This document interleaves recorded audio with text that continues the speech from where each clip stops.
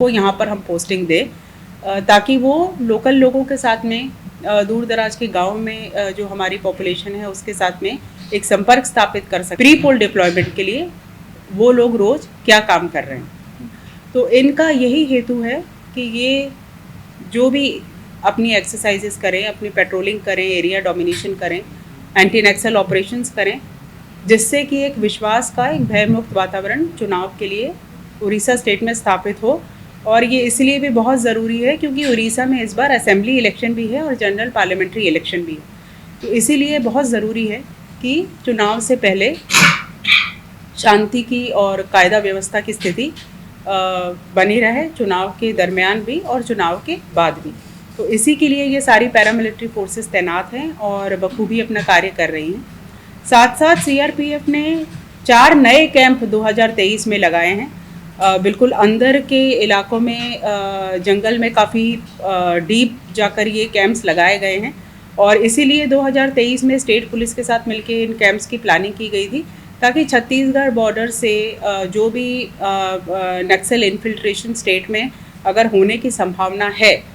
क्योंकि छत्तीसगढ़ में भी इलेक्शन थे उस समय भी और अभी भी छत्तीसगढ़ में एंटी नक्सल ऑपरेशन जो है बहुत तेज़ी से चल रहे हैं, तो ये लोग जो है वो शेल्टर लेने के लिए या वहाँ से इनको भगाया जाए, प्रेशर क्रिएट करा जाए, तो उड़ीसा स्टेट में आके नहीं ये लोग अशांति फैलाएं। इसलिए बिल्कुल छत्तीसगढ़ बॉर्डर के ऊपर डीप फॉरेस्ट में हमने अपने सीआरपीएफ के 4 नए कैंप्स लगाए हैं। और इसमें सीआरपीएफ की जो स्पेशल ऑपरेशनल फोर्स है कोबरा, तो कोबरा को भी वहाँ पर तैनात किया गया है और ये लोग वहाँ पर जो है अभी अपने एंटी नक्सल ऑपरेशंस कर रहे हैं ताकि इलेक्शन से पहले और इलेक्शन के समय भी कोई भी नक्सल गतिविधि जो वहाँ पर नहीं हो, जो हमारे चुनाव में अशांति या कोई भी प्रकार की बाधा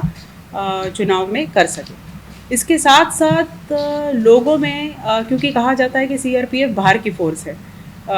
हालांकि सीआरपीएफ में भी हमारे बहुत सारे उड़ीसा स्टेट के लोग डिप्लॉयड हैं और हम लोग कोशिश करते हैं कि ज़्यादा से ज़्यादा हम उड़ीसा स्टेट से जो लोग हैं उनको यहाँ पर हम पोस्टिंग दें ताकि वो लोकल लोगों के साथ में दूर दराज के गांव में जो हमारी पॉपुलेशन है उसके साथ में एक संपर्क स्थापित कर सकें। तो इसी के साथ में जो है हम लोग civic action programmes, central government की जितनी भी वेलफेयर स्कीम्स है, तो वो स्कीम्स दूर दूर के जो गांव हैं, अंदर जंगल के अंदर जो छोटे छोटे हैमलेट्स हैं, वहाँ तक लोगों को पहुँचे, इसके लिए भी सीआरपीएफ साथ साथ काम कर रही है। ये भी एक तरीका है लोगों के साथ में एक संपर्क स्थापित करने का, उनमें एक विश्वास स्थापित करने का कि फोर्सेस यहाँ पर हैं तो वो शांति स्थापित करने के लिए है, उनकी भलाई के लिए है, किसी तरह का कोई डिस्टर्बेंस उनको करने के लिए हमको यहाँ पर नहीं भेजा गया। तो सिविक एक्शन प्रोग्राम्स भी हमारे लोगों ने जो है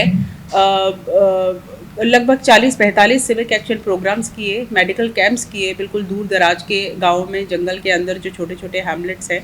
वहाँ पर लोगों को उनकी ज़रूरियत का सामान, बच्चों को स्पोर्ट्स किट, स्कूल्स कॉलेजेस में बुक्स, उन लोगों से बात करके जिस चीज़ की उनको ज़रूरत हो वो केंद्र सरकार की जो वेलफेयर स्कीम्स हैं उनके तहत हम लोगों को ग्रांट मिली, जिसने हमने उन लोगों को ये सब चीज़ें दी। मेडिकल कैंप्स लगाए ऐसी जगह पर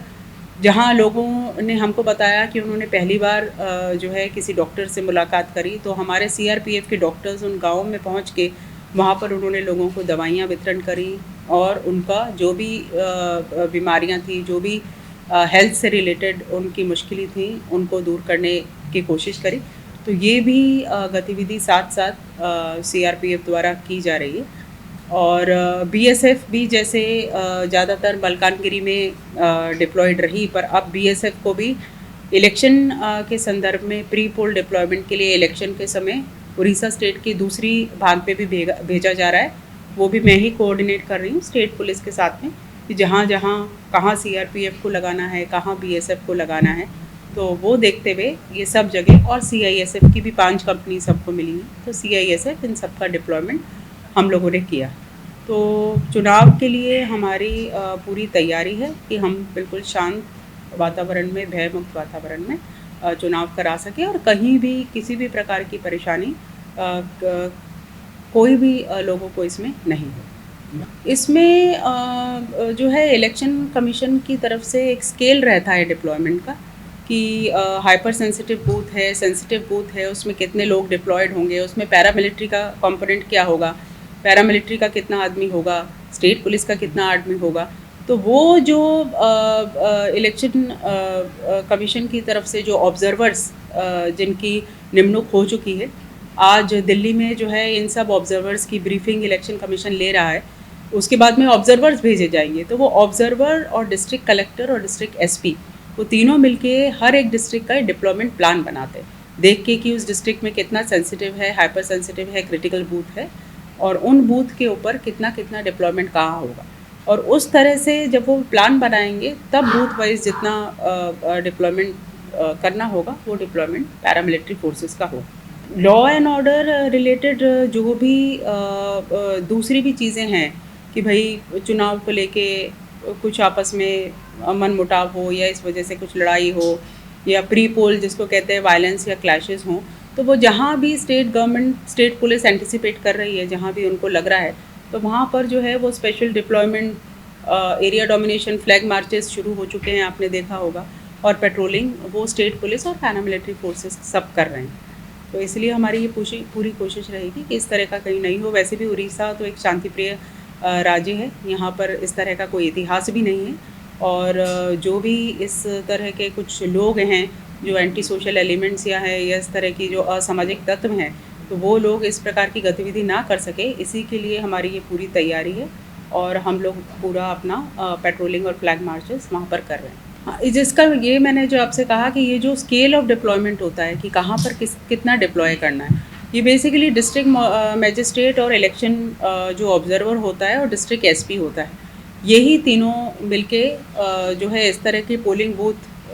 को आइडेंटिफाई करते हैं और एक डिप्लॉयमेंट प्लान बना के देते हैं। उसके हिसाब से वो डिप्लॉय होता है। पर इसमें कोई शंका की बात ही नहीं है कि जहाँ जो नक्सल प्रभावित एरिया हैं वहाँ पर ना ही केवल पूल पे पोलिंग बूथ पे, बल्कि पोलिंग बूथ से आगे भी 1 किलोमीटर, 2 किलोमीटर, फॉरेस्ट के अंदर 5 किलोमीटर, 10 किलोमीटर भी एरिया डोमिनेशन के लिए कोई इंटेलिजेंस इनपुट अभी नहीं है कि नक्सल के हमले हो सकते हैं। ये थोड़े बहुत जो नक्सल छत्तीसगढ़ साइड से यहाँ पर उड़ीसा में घुसने की कोशिश कर रहे हैं, क्योंकि उड़ीसा में जो है उड़ीसा की स्टेट गवर्नमेंट ने जो इतना जो है विकास का, डेवलपमेंट का एक्टिविटीज़ किया, और पैरामिलिट्री फोर्सेस भी यहाँ 2000 से डिप्लॉयड हैं, बीएसएफ भी, सीआरपीएफ ने, तो काफ़ी हद तक हमने यहाँ पर नक्सल वादियों को खदेड़ दिया है। जो उड़ीसा के लोकल लोग हैं, अभी जो भी नक्सलवादी पकड़े गए हैं लास्ट 3-4 महीने में, तो ये सभी नक्सल छत्तीसगढ़ के ही मिले हैं। कोई भी उड़िया आदमी, कोई भी उड़ीसा का आदमी अब नक्सलवाद से जुड़ नहीं रहा है, और जो भी जुड़े हुए थे वो पहले ही सरेंडर अपना कर चुके हैं। तो ये जो छत्तीसगढ़ के लोग हैं जो वहाँ से यहाँ पर आके अपनी गतिविधियाँ करने की और उड़ीसा में फिर से जो है नक्सलिज्म लाने की कोशिश कर रहे हैं, तो वो ज़्यादातर जो बॉर्डर डिस्ट्रिक्ट्स हैं, जो छत्तीसगढ़ उड़ीसा का बॉर्डर लगता है, नुआपाड़ा हो गया, नवरंगपुर हो गया, यही ज़्यादा प्रभावित है। वहीं पर अभी भी ज़्यादा फोर्स डिप्लॉयड है और आगे इलेक्शन के समय भी रहेगा।